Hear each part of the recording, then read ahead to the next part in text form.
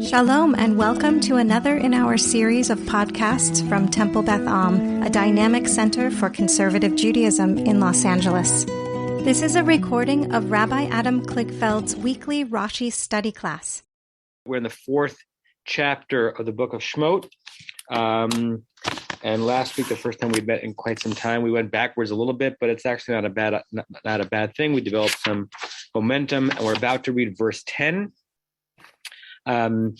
We are in this extended interaction that Rashi is going to comment on in this verse as God is trying to convince Moshe to take on the mantle of leadership. In the previous verse, God had said, we're not going to linger on it, but just to remind us where we were. Verse 9, V'haya im lo yaminu. God said, behold, if they don't believe, they, the Israelites, or maybe, as we discussed last time, the Egyptians, Gam l'shnei ha'otot, ha'ela, even to these two signs with the hand and the rod. V'lo yishmu l'kolecha, they don't heed your voice. V'lakachtem mimei ha'yaor, you take from the water of the Nile. V'shafachta hayabasha, throw it onto the ground.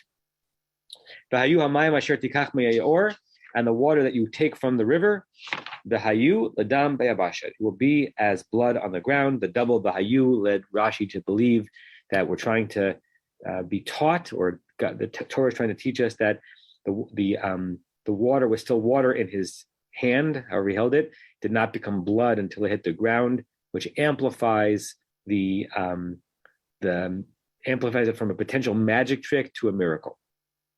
And that will have a better time of convincing the Israelites, again, or potentially the Egyptians in following it. Okay, that's where we are. And now we have Moshe's response, a very famous response that kind of sets up some of the things that we think about when we think about Moshe's leadership. So let's see. Joel, do you want to read verse 10? I need my kippah first. I'm sorry, what chapter are we on? 4? Chapter 4, verse 10. Yes. Vayomer Moshe el Adonai, Bi Adonai lo ish dvarim anochi gam mitmol gam milshom mishilshom gam me'az dvarcha dabercha el avadcha ki kvar pe kaved kvad pe ukvad lashon anochi. Good. You're mistakenly for a second reading kvad peh as kfar peh is the very reason why the dalid at the end of echad in the Shema is larger, to remind us that it's echad and not acher, because dalid and resh are very similar to one another if we're looking at it quickly. Okay, see what you can do for a translation there. Okay, Moshe said to Hashem, I don't know what B is. Yeah, B is a biblical word like na, where it's hard to translate, but we have a sense of what it's trying to convey. It's a pleading, it's a version of please. But if you think about what the word please means, like we use it, the way we use the word please is related to what the word means, but it became its own form of speech, right? And different cultures and different languages connoted the sort of polite request in different ways. So please is not a verb. Please is not an adjective. It's not a noun. It's a please. It kind of stands on its own. Be is one of those ways like na. If you look at the way Uncleish translates, it's interesting. Va'amar Moshe kadam Adonai. God said in front of, Moses said in front of God, Biva'u Adonai. Ba'u is from the Aramaic root bet ayin yud, which means to request, to desire. Basically, it's saying Im yirtza Hashem, if God wills it, if you don't mind. So Uncleish, maybe he's even making an etymological connection. I even think about that B and ba'e with an ayin are similar. But even if he's not connecting it etymologically, he's saying what the B means is if it would please God. Okay. Okay. Bi Adonai lo ish dvarim. I am not a man of words. Good. Since yesterday, and since the day before yesterday, and even before that.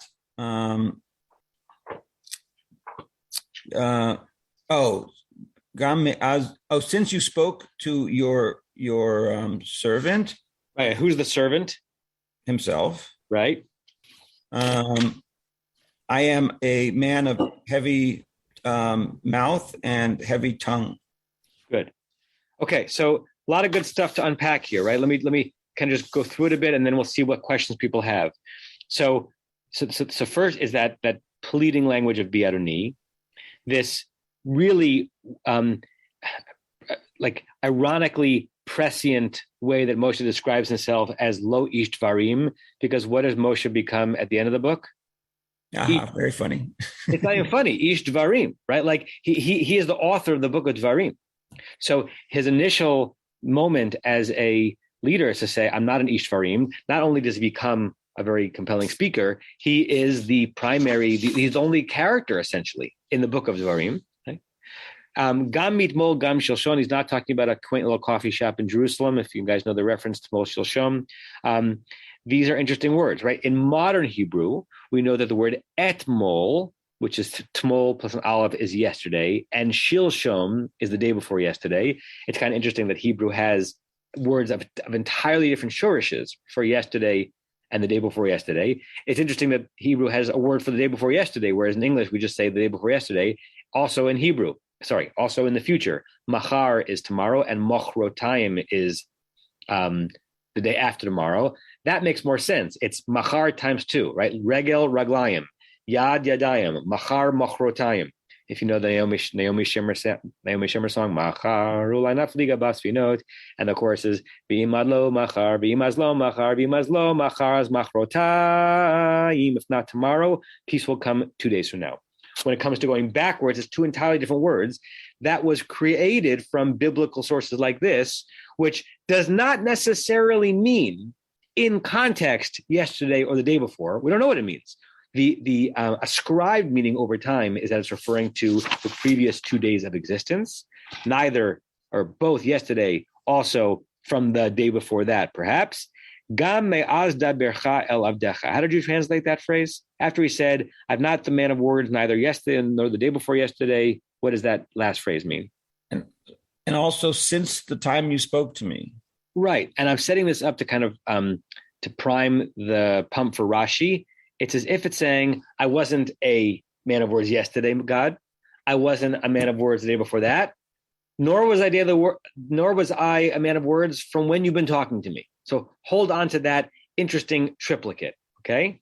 And when he in the classic biblical way of doing polite language, he refers to himself in the third person as the as God's servant from all the time that you've been speaking to your servant. And now a second way of describing his speech impediment. He's not a man of words, and not only that, but a man of heavy tongue and a heavy mouth. Right. And that word kvad is very interesting, right? So again, we translate it into English as heavy. Kavod also means honor, right? It means something of substance. So we have this problem every single time, and so it's worth going into it. Do we know that when we say the word heavy in English, we're conveying the same meaning that kvad meant back then? Even if so, what does it mean to be of heavy mouth and heavy tongue? And what does it mean to be of both? Why are they doubled? I see someone put something in the chat. Rebecca, let me just read that. Right.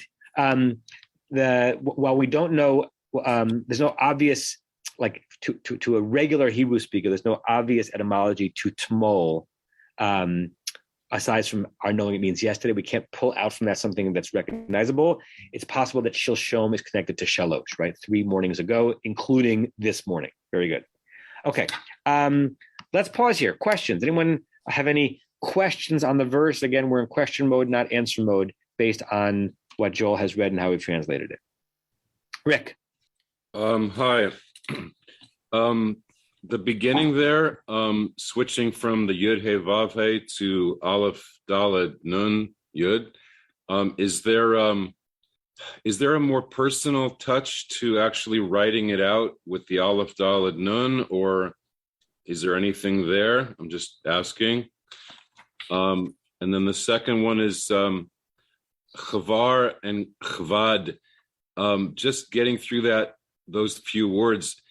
If you were slow of speech, that's a real tongue twister. So just thought I'd bring that up. But That's interesting.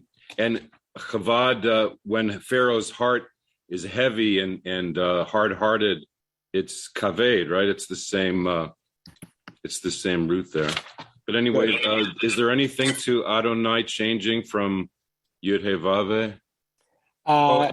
And are there other places where B happens in the Torah? I can't think of any, as opposed to Na. Right. So good questions. Let's leave them as questions. Like how common or uncommon is B? Your comment that the verse in which Moshe identifies himself as having a hard time speaking would be a hard verse to say or lane. It's very chunky, and good, right? Just to point out, without our having a definitive answer, we go from Yud He Vav He pronounced Adonai to Aleph Dad Nun Yud pronounced Adonai within 2 words. What, if anything, are we supposed to do with it? Good. Let's leave those questions in the air. Joanna, then Norm and Rachel. 2 things. One is the other thing that strikes me in the beginning of the verse about, not yesterday, not the day before, and not when God is speaking to me, is that those 3 things are not in chronological. I would have expected, a more logical order to me would have either been to start not from when you spoke to me, not yesterday, not the day before, or not the day before, not yesterday, and not now when you're now. So I think, you were hinting that, we're going to get to the Rashi, and that to me also highlights the unusualness of that phrase. And Joanna, your audio went in and out a few times there. Can you say that those 4 sentences in one sentence to make sure you understand all of it? Because I think I missed the key point, at least of the last piece you were saying. So my key point is that those 3 phrases about the times when he has not been in Ish Devarim are not in chronological order. We would have expected them in chronological, or I think it would have been more logical for them to be in chronological order. To start with now when God is talking to me, say yesterday and the day before, or start with the day before, yesterday, and now God when you're talking to me now. And it's not in that order. It's in reverse chronological order maybe, but it's not in chronological order. Got it. Okay. No, I don't even think it's reverse chronological order because it's yesterday, the day before yesterday, and now. That's not even reverse. Unless me'az dabercha el avdecha means, and again, this is I'm influenced by Rashi without spoiler alert. Yesterday, the day before yesterday. In fact, the entire time we've been talking together, which might suggest even earlier than the day before yesterday, which is what gives Rashi. Let's wait till we get to Rashi for that. But it's not clear what point in time me'az dabercha el avdecha is referring to. Okay. I read this, and maybe I'm wrong, that like from the burning bush until now, we've been in one continuous conversation. But I could be wrong in that read. No, you're right in the sense that does seem to be the simplest shot, which is what makes Rashi's comment coming up more interesting, surprising, and fantastical, right? If you just interviewed 999 readers of the last 6 verses of Torah and say, how long has this entire scene taken? You would say about 10 minutes, right? So hold that thought. Good. Go ahead. Okay. And the other thing also is, when I read Lo Ish Devarim and I try to shut off my brain from all the midrashim that I've learned about Moses, Lo Ish Devarim to me reads as a person not eloquent with words, not a poet, not a fantastic author who can, eloquently string together words. And so, it's just interesting, all the midrashim that have developed on Kaved Peh Kaved Lashon, that, the speech impediment that he had, because it's not clear to me that the pshat of Lo Ish Devarim is necessarily someone with a speech impediment. I'm smiling because I'm saying, you're right. It's not at all clear to me that the midrash is the pshat, right? Which is what makes midrash so interesting. I'm sure many of the people on the Zoom are familiar with it, but since you hinted at it, give us the 2-sentence midrash to which you're referring and that most people are thinking about. That Moshe at one point in his youth touched coals to his mouth, and that's what gave him a speech impediment. Right, and he touched coals to his mouth. There are many versions of this midrash, both in midrash and then Talmud, that Pharaoh suspected something about Moshe. That when you have full power and hegemony over a nation, you're always concerned about who's going to try to usurp it. Here is this baby that your daughter has brought into the palace. What if he's a usurper? And we will know something about, like Minority Report, we'll know he's going to be usurping, but based on his character as a baby. And Pharaoh puts in front of him a gem and a burning coal.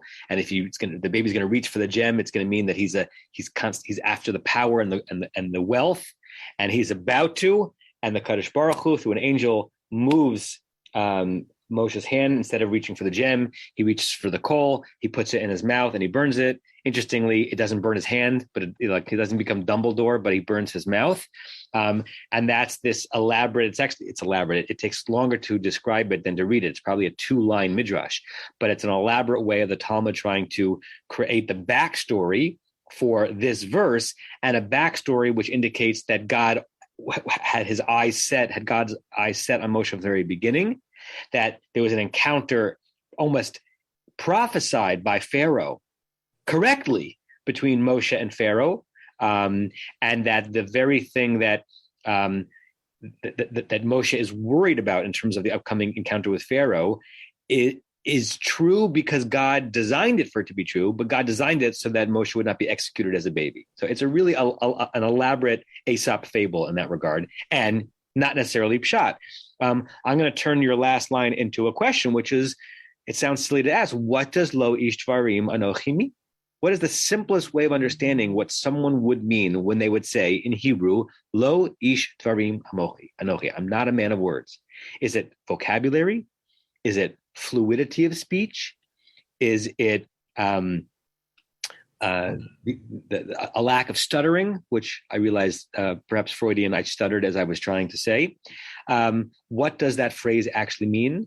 Everett Fox doesn't help us in the sense that he translates it quite literally. He says, no man of words am I. But no man of words am I is also begging the question, what does that actually mean? So we know what the Hebrew words mean, but it could mean a lot of things in terms of what Moshe is self-identifying. Excuse me, I don't have a hand function, so I'm muting.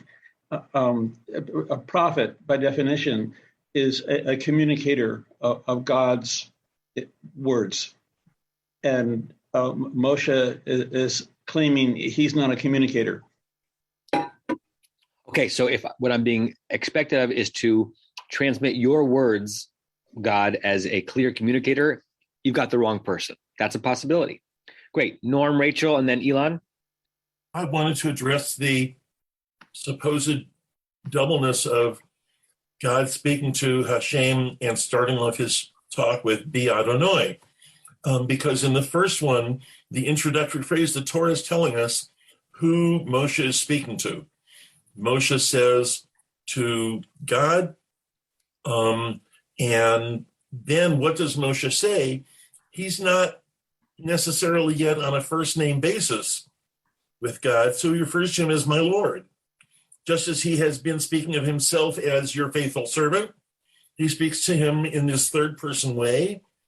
People who speak to the president, certainly if we say, what did you say to President so-and-so, you're going to give the name. What did you say to President Biden?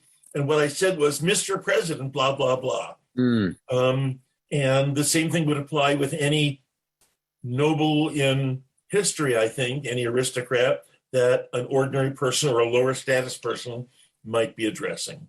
Great. Thank you for that. I wanted to ask about kavod, that root and its connotations. Joel translated it as heavy, and the text usually refers to slow.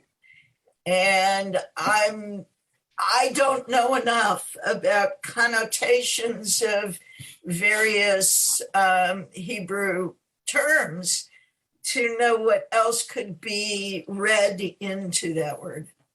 Great. So it might be interesting to note a couple of things in response to that for what Onkelos does in this verse. It's always interesting to me when there's two words, when a word appears more than once in the same sentence or set of sentences, and Onkelos, who again considers himself, as far as we can tell, a translator, not a commentator, translates it into two different Aramaic words. We've seen that not often, but occasionally. So look what he does here. We already started the Onkelos. Let's pick up Lo la gavar de milul ana. I am not a man of, here it's singular, of word, of speaking.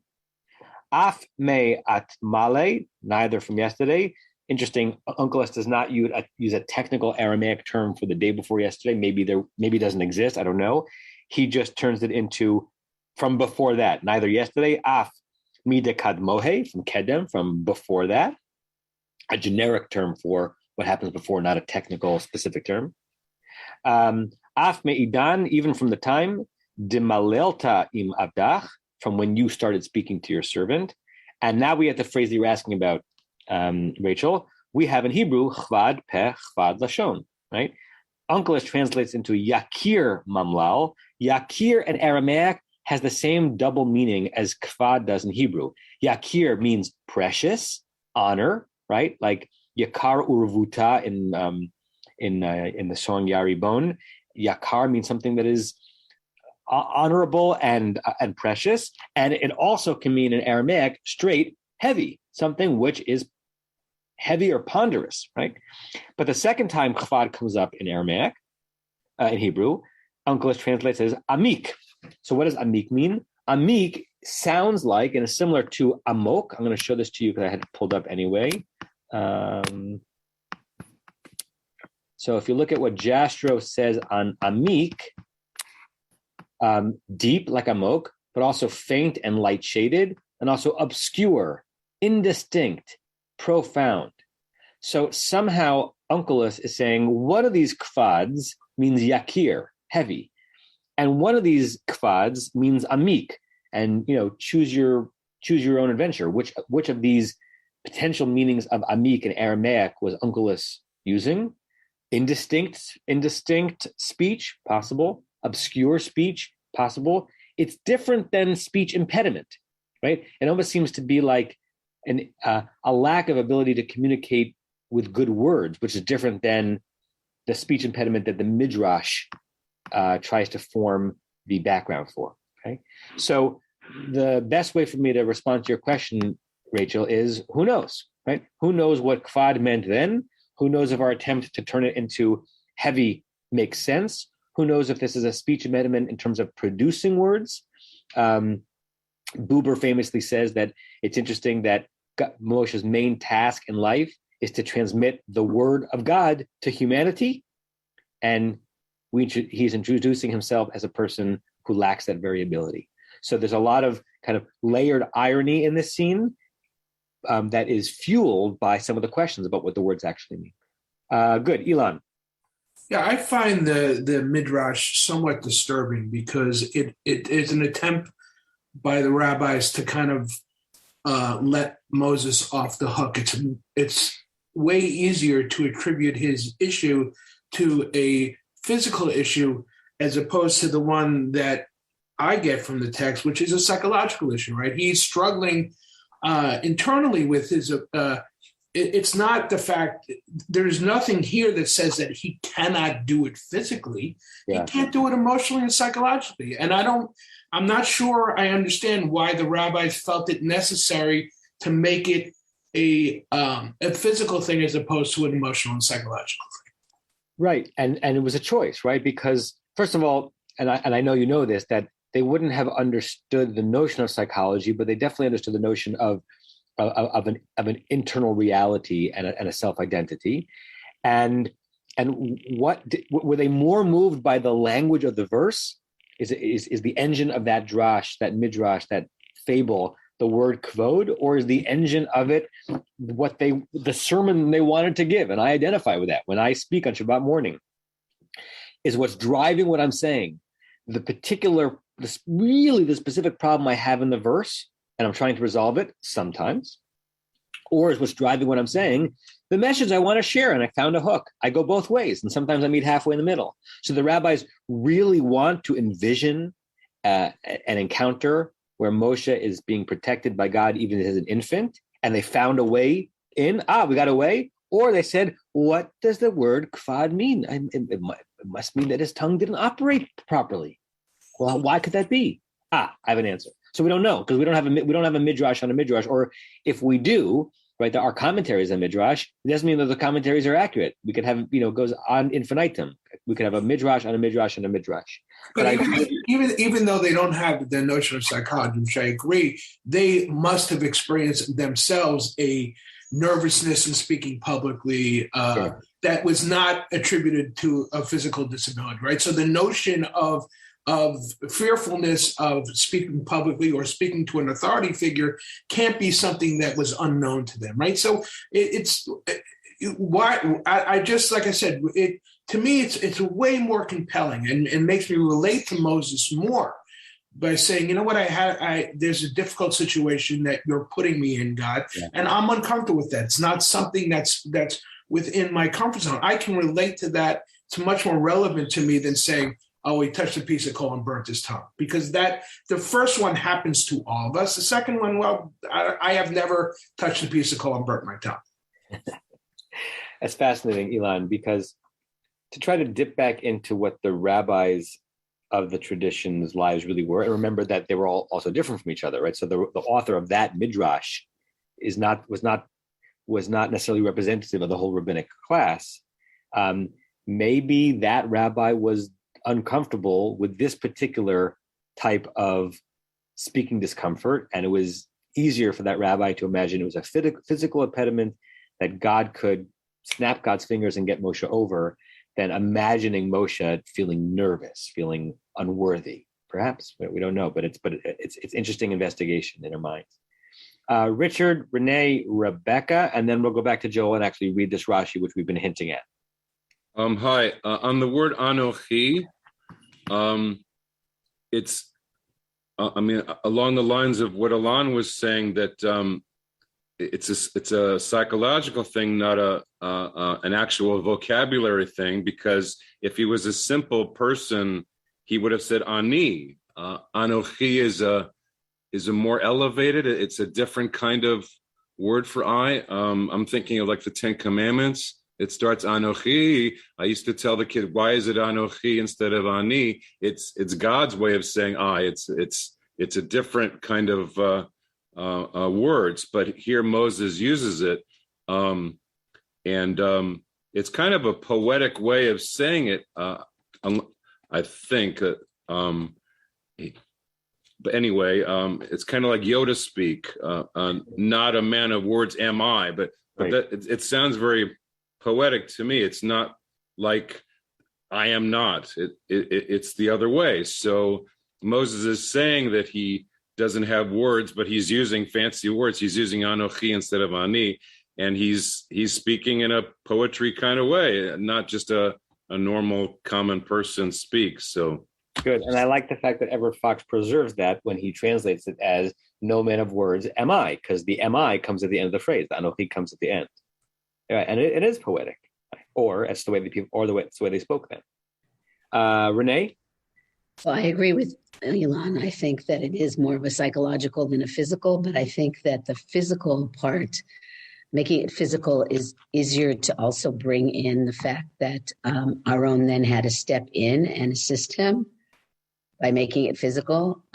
The other two things that keep kind of nudging at me, and I'm not sure how they're really quite connected, but what is the other meanings of that same word, kaved, kabed, in terms of honor, and also the actual food liver. Yeah, so it's a body part too, and I have no idea if that's an etymological connection. There are 3-letter Hebrew roots that are the exact same sequence of letters, but are actually from different origins, and I don't know why kaved means an internal organ, the liver, and also heavy and potential, and also precious. But you're right. So was Hashem honoring him by mentioning the fact that he had this so-called disability, and so Aro needs to step in. Was it, a place of honor as far as God was concerned? Right. And Rashi's going to get to Aaron in this scene as well. Good. Rebecca, and then back to Joel. I had a question. I don't know if anyone brought this up, but the word kaved is repeated here, but the word lashon also has two meanings, right? It's the tongue, but also tongue as in a language. And I'm wondering if I looked up in Migdal Bavel, in that story, that word is not used. It's the word is safa.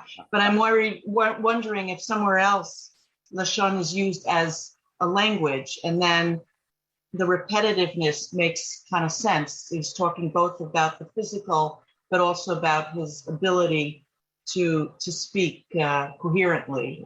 Great. So both, what Rebecca's pointing out is that both primary ancient and modern Hebrew words for language are also words for parts of the mouth. So lashon is tongue and safa is lip, right? So, and lashon is language and safa is language. So it does make sense that the language would develop in such a way that the word for language is related to the word of the part of the mouth that produces the language. If we wanted to take a long digression, which I don't suggest we do, we could look at all the commentaries on this page and see how they fall on the question of whether or not this is a physical or emotional, psychological barrier, whether or not they're buying the Kool-Aid of that midrash or not. But let's just look at it quickly because these questions are in the air. For those of you at least who have the Torah Chaim in front of you, look at Sforno, bottom left. Lo ish dvarim anochi. Bilti murgal b'melechet lashon limudim v'sidra l'daber lifnei hamelach. What is he lacking? Without any murgal, without any familiarity or regularity, b'melechet lashon, in the craft of language, limudim, of like learned language, v'sidra, and order language, l'daber lifnei hamelach. I'm not an orator, right? So Elon Sforno basically agrees with you. Sforno says this has nothing to do with a pussy, wound on his tongue. He's like, I don't have the confidence to be an orator in front of the king. Look at Rashbam, Rashi's grandson, second one from the right on the top, second one from the top on the right. As you probably remember, Rashbam does not have a line-by-line commentary on all of Torah. He kind of pops in and out, and we're not sure if that's because he didn't write a longer one or if the manuscripts just didn't last. But he says, Ki kvad peh uchvad lashon nochi, eini baki b'lashon Mitzrayim. I don't know Egyptian very well, right? That's like Andrew Lloyd Webber's line for Joseph, and I don't speak Egyptian very well. This is about Moses. I don't know the language. B'chituch lashon, in producing the words. Something wrong with my tongue, my mouth. Again, he rejects the midrash. It's, I speak lashon hakodesh. God, I speak your language well. And yeah, I grew up in the palace, but I never picked up diplomatic level language in producing those words well in that language. Right. When I was a child, barachti, I fled. Now it's interesting, he didn't fled as a child, he fled as a young adult, big enough to slay someone, but go with it. Misham, I fled from there. Viata, ani ben shmoni. Now I'm 80 years old. Do you think I remember Egyptian? And there was one more I wanted to show you. Okay, so, and look at Ibn Ezra HaKatzar, which is 2 underneath Rashi. Lo ish tvarim, I'm not a man of words. Lo uchal ledaber tzachot. I can't speak fluidly. I can't speak in a way that it comes out. Right. Well, so that could be partially physical, partially psychological. None of these, the ones that we looked at so far, are referencing the midrash that every 5-year-old kid learns in Hebrew school. So the rabbis in the Middle Ages are not necessarily buying that story as the only way of understanding what's problematic here in Moshe's speech. Sir, please, I don't have a virtual hand. In the entire story of Moshe until now, he's never spoken. He's only actions, but he's never spoken. Yeah. Barry, what does it mean you don't have a virtual hand? When I go to participants, there's no... Go to reactions. Yes. It should be under reactions. Okay, let's go back to Joel, and now let's look at the Rashi, who's going to deal with some of the stuff that we were talking about. It's from Gam Mitmol. Gam Mitmol v'gomer. Shekol shiva yamim haya HaKodesh Baruch Hu mifateh et Moshe bisne lelach b'shlichuto. Okay. Did you maybe we're looking at different texts? Do you have a word before shekol in your version? Limdanu. Right. So this teaches us. Go ahead. And our footnote tells us it's from Vayikra Rabbah. Interesting that it's not in Shemot Rabbah. This midrash appears in Vayikra Rabbah in the commentary on Leviticus. Go ahead. This teaches us that that the 7 days the Kodesh Baruch Hu speaking to Moshe at the burning bush. Leilech is a rabbinic way of saying lalechet. It's the infinitive of to go. To go on his mission. Okay, and the one word we kind of jumped over was mifateh. You know what lifatot means in Hebrew? Pei. Does it come from the word peh? Interesting. I never thought about that. Maybe the taf is built into the root. It means to entice, to woo, to convince, to court. Right, so it can have a romantic, sexual overtone, and sometimes it means to beguile. Right, so there are certain midrashim that describe that what the snake was doing to Eve was lifatot, and in the book in Kitetse, ki mifateh ish isha, it refers to a man. No means no, and does yes mean yes? A man trying to convince a woman to be intimate. So here, there's no lurid connotations. It's Rashi saying that this teaches us, and wasn't obvious to us, but according to Rashi, it's obvious from this midrash, that for a full 7 days, God was being mifateh at Moshe. He was trying to convince Moshe, to woo Moshe at the bush to go on this mission. So this goes back to something we were saying before. How long has this interaction taken? It's taken us 6 verses. According to Rashi, what we learn from this verse is that this has been a 7-day wooing. How do we get 7 days? This is good midrashic math. Go ahead. Mitmol shilshom me'az dabercha harei shlosha. So yesterday, the day before yesterday, and since you've been talking, is 3 days. So go back to something that Joanna said. The way Rashi is reading the midrash is that this is in exact reverse chronological order, right? So whatever. So there was yesterday, etmol, shilshom, day before yesterday, and even from we began speaking by inference is, and the day before that, okay, that's 3. V'shlosha gamin, and I'm guessing gamin is the plural of gam. Right. So if you look at the words closely, we kind of jumped over it as we were reading it the first time. We have lo ish dvarim anochi, I'm not a man of words, gam mitmol, gam mishilshon, gam me'az dabercha. We have 3 gams, 3 gamim. What does ribuim mean? Ribuim, they are multiplied or something. Right. So it's a technical midrashic term. There are some words that are understood to be miyutim, that they detract or they take away from meaning, and some are considered a ribui, that they add. And so Rashi is saying that each of these gams adds a day, right? So we have gam mitmol, that's yesterday plus a day. Gam milshoshom, that's the day before yesterday plus a day, that's 4. There's gam miyaz dabercha ladecha, that's the day we started talking, plus another day, that gives us 6, okay? Harei shisha, that's 6. V'hu haya omed b'yom hashvi'i Amar, and he was standing there on the 7th day, as it says, Lo zot od. Hu haya omed bayom hashvi'i kshehamar lo zot. He was standing there on the 7th day when he said this to him. Because in order to reference yesterday, there has to be a today. So the today is the 7th day until we get to Shlach Nabiyat Tishlach. Okay, so look ahead, depending on what book you're in, either the next page, flip the page in the Torah Chaim, or verse 13, if you're on a different Chumash. We'll get to this verse slowly next week, probably, or the week after that.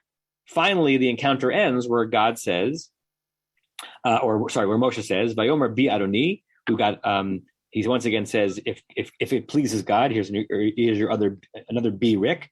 Shlach na biad tishlach. Okay, send whoever you want to send.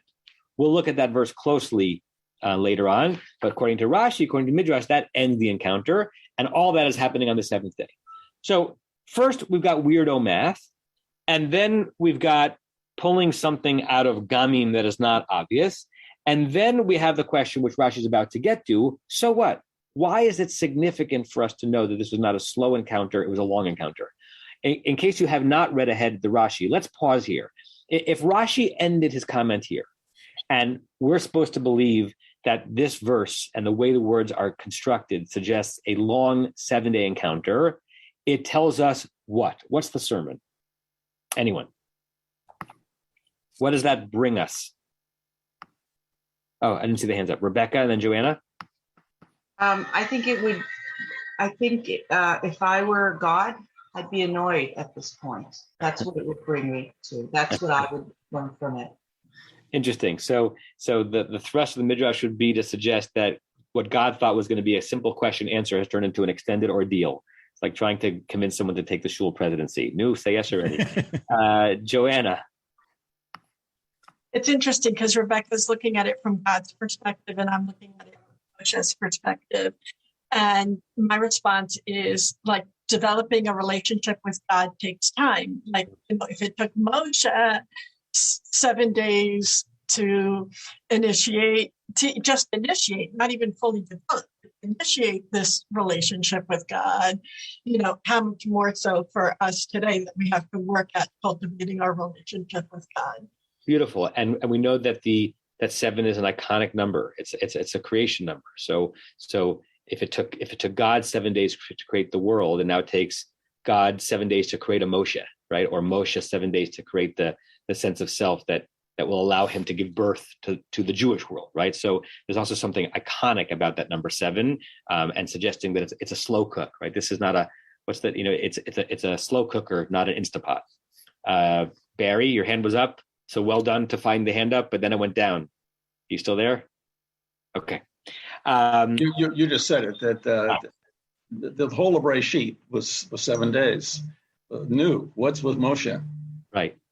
Knew what's with Moshe, or it links numerically that scene to this scene, right? Midrashically, we're saying this is creation 2.0, right? Because this is the Big Bang that's going to produce the birth of the Jewish people. Right? Okay, so Rashi answers his own. Like we presumed to answer the question that Rashi is laying out there. Why does this take so long? Rashi gives his own answer, which is very different than what we just said, which is fine. But let's hear Norman Rachel first.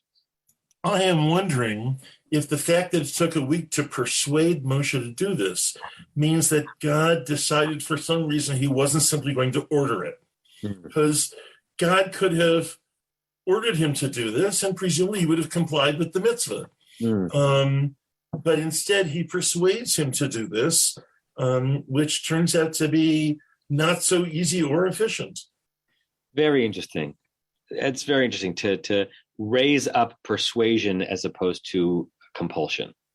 That's actually a really nice message to pull out of this. Although the first thing that Rashi is going to say next is that God seems to make Moshe an offer he can't refuse. But go ahead, Renee.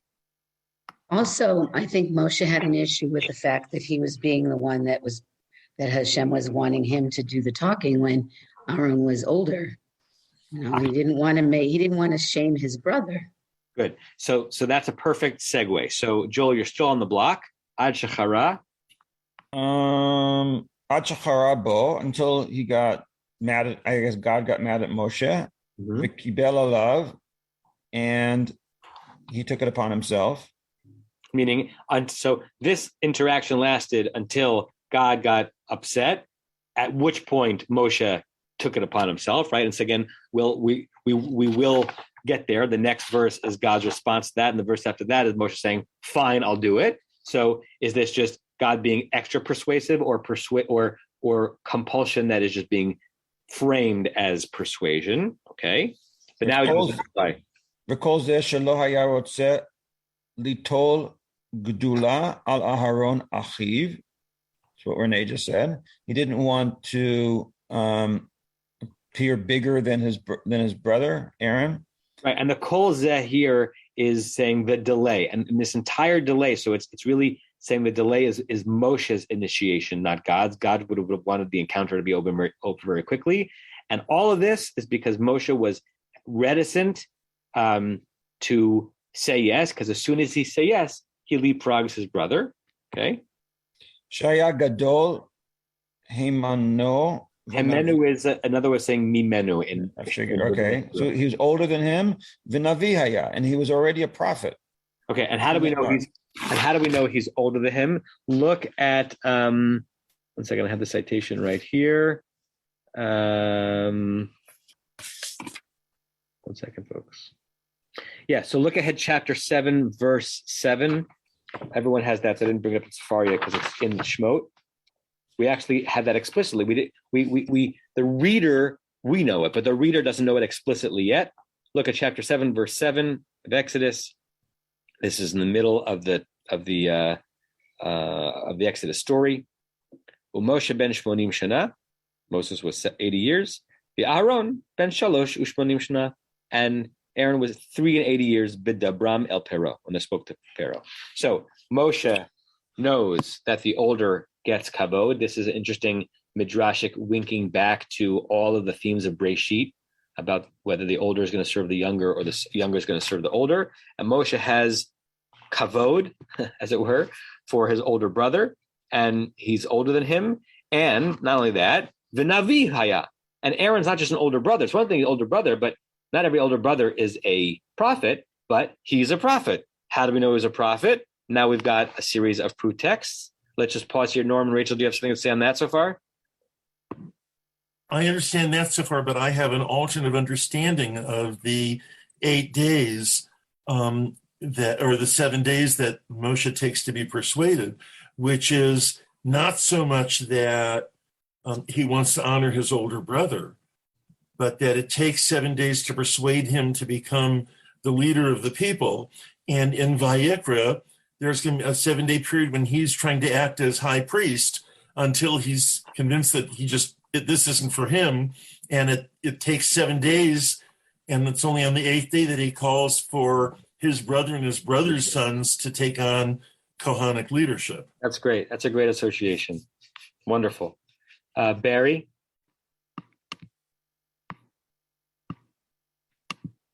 You're still muted, Barry. There. Okay. I was going to say this later, but it's appropriate now. Moshe, according to the Midrash here, is claiming that Moshe knows who's a prophet, who's not a prophet. What Moshe is not aware of, and we are aware, and Rashi's brought out earlier when Moshe was born, there was a great light happening, and all the sequences that occurred of how he was saved and put in the ark, and he was brought into the palace, and the whole backstory of who Moshe is uniquely created by God, and so who was Moshe to claim who's the prophet? Good. And so now Rashi says, well, it's one thing to say that Aaron's bigger than Moshe because it says that in the Pshat, but who's to say that Aaron is a Navi? We know later on that Aaron is a Kohen, but a Kohen is not the same as a Navi. So in order for Moshe to be concerned that he's going to usurp the rightful place of Aaron to do this job, we need to have some sense that Aaron would have been a legitimate choice. Is Aaron a Navi? Okay, so kind of get ready for this. This is a bit of a roller coaster, but go with it. Go ahead, Joel. Shinamar. Okay, does yours start with hello? Because mine's in brackets. It's probably quoting an earlier part of the verse. I'm actually going to bring up the full verse in Safaria. 1 second. So hello is probably a little bit earlier. 1 second. You had me at hello. Haha. Okay, so we have a Shinamar. As it says, and if you look at the end of the quotation, it says Shin Aleph Shmuel Aleph, the first book of Samuel, chapter 2, verse 27. But let's go back to verse 25. So this is an exchange between Elkanah and Eli, the priest. Verse 25, Im yechate ish leish, if one person sins against another person, ufilalo Elohim, God might pardon that. V'im l'Adonai yechate ish, but if the person sins against God, mi et palel lo, who could possibly pray on his behalf? We look at this early biblical use of the word lihit palel, showing us that the origin does not initially mean pray; it means for the person to be judged properly. It turns into prayer, but it's not what it originally meant. Palal means to judge, not to pray. V'lo yishma'u l'kol avihem, they did not listen to their father. Ki chafetz Adonai lahamitam, God decided that they should die. If we go do a Tanakh class, I'll give you greater context for the scene. V'hanar Shmuel holech v'gadel, young Samuel grew and got bigger, Vatov, and he had esteem. Gam im Adonai, gam im anashim, great esteem for with people and with God. Vayavo ish Elohim el Eli, and a man of God is going to be Elkanah, comes to Eli the priest. Vayomer elav, said to him, Ko amar Adonai, this is what God has said. Haniglo nigleti el beit avicha. Did I not reveal myself to the house of your father? This is being addressed to Eli. Eli is a Kohen. Biotam b'mitzrayim leveit paro, while they were in Egypt, in Pharaoh's house. So the part that needs to be extracted from this is that Elkanah, a man of God, says to Eli that God has said, I, God, revealed myself to your father's household. And so, does Rashi say this explicitly? We have to pull it out. So now just read the next two words, Joel, of the commentary. Hello, Haron achicha alevi v'gomer v'od emar Eli hakohen. Oh, higala nigalti et el beit avicha b'hayotam mitzrayim. Hu Aharon. Hu Aharon, right? So Rashi says this verse about an unnamed revelation by God to someone in Egypt, it could not have been to Moshe. Why could it not have been to Moshe? Because Moshe is not the person referred to as Beit Avicha to Eli, because Moshe was not a Kohen. Moshe was not a priest. The priests were descendants of Aharon. So if Eli is being told that God revealed God's self to one of his descendants, it has to be Aaron, because Aaron is the ancestor of all the priests. V'chein be'Yechezkel. Can we keep reading? Yeah. V'chein ve'ivada lahem ba'aretz Mitzrayim. Okay, so this is the 20th chapter of the book of Ezekiel, and I'm pulling it up right here. I'm not seeing it. Yeah, here. Verse 5. V'amarta alehem, say to them, Ko amar Elohim, this is what God has said, Bayom bochori v'Yisrael, on the day that I chose Israel, V'asai yadi, and I lifted up my hand, Lezera Beit Yaakov, to the seed of the house of Jacob, V'ivada lahem be'eretz Mitzrayim. I revealed myself, I made myself known to them in the land of Egypt. V'asai yadi lahem, I raised up my hand to them, Lemor, saying, Ani Adonai Lachem, I am the Lord your God. So this is a verse in Ezekiel referring to some revelatory moment in the book of in the moments they were in Egypt without our knowing specifically what it refers to. You can't find a reference to this in the book of Shemot. Look what Rashi says on it. Omar alehem ish shkutzai einav Hashlichu. Hashlichu. So he's basically just quoting two verses later. So this continues Ezekiel's prophecy. Jump to verse 7. Va omar alehem, I said to them, ish, she could say, einav hashlichu. Everyone get rid of hashlichu, all the things that are detestable to the eyes. Uvegilulei mitzrayim, get rid of the gods of Egypt that you had become accustomed to. Al titama'u, don't let yourself be defiled by them. Ani Adonai Elohechem. So we have three verses in Ezekiel where Ezekiel is remembering or recalling that God made a revelation in Egypt to the Israelites, basically saying, you're going to be coming out soon, and start detaching yourself from the Egyptian gods and detestable things you become accustomed to. And about that, Rashi says, V'ota. V'ota nevuah laharon ne'emra. which means that prophecy too, it was given to Aaron. So what's Rashi done here?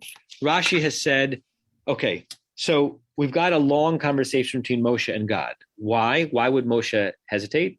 Moshe hesitated out of concern for Aaron. Why would he have concern for Aaron? First of all, he's older than him, but not only is he older than him, he's also a prophet, meaning he could have gotten the job, right? Aaron could have gone for the job and gotten it.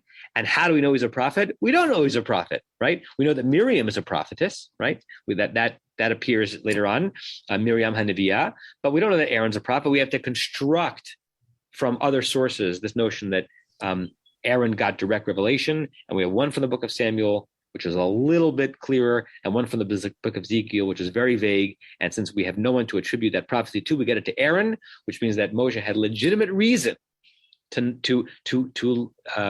delay saying yes, lest he jump over the primogeniture of Aaron's being the more worthy person to take this job. We could still pull back and say, why? Like, what is the reason for this Rashi comment and this midrash that produces this? Is this setting up that Moshe was Anav Mikol Adam, the most humble of all people?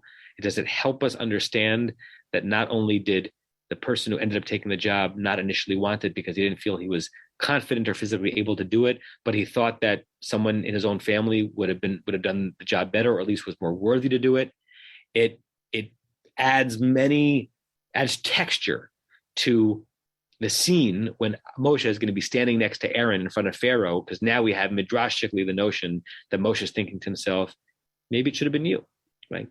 Really, like, why am I the younger brother taking on this task? And we're learning that from Etmol, Shalshom, Umeaz, and Gam Gam Gam. Okay, so speaking of Gam Gam Gam, I'm realizing that we are Gam Gam Gam over time. It's 9:31, so let's pause here. And next time we'll get Rashi's understanding of what kvad peh is. As we discussed, there are many possibilities. Was it a physical impediment, or was it an emotional, psychological impediment? You have been listening to another in our series of podcasts from Temple Beth Am, a dynamic center for conservative Judaism in Los Angeles. If you enjoy these podcasts, we invite you to write a review on the Apple Podcast site or wherever you get your podcasts. For more information about Temple Beth Am Los Angeles, go to tbala.org.